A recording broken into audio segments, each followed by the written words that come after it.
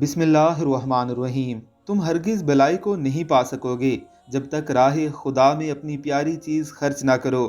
حضور اقدس صلی اللہ علیہ وآلہ وسلم نے اپنی بیٹی سیدہ طیبہ طاہرہ امی فاطمہ رضی اللہ تعالی عنہ کو جیز میں ایک نیا قمیص دیا تھا۔ کچھ عرصے کے بعد ایک سائل نے سیدہ کے دروازے پر آ کر دروازہ کھٹکھٹایا اور کہا، اے نبی کے گھر والو، میں محتاج ہوں، مجھے کوئی پھٹا پرانا کپڑا عنایت کر دو۔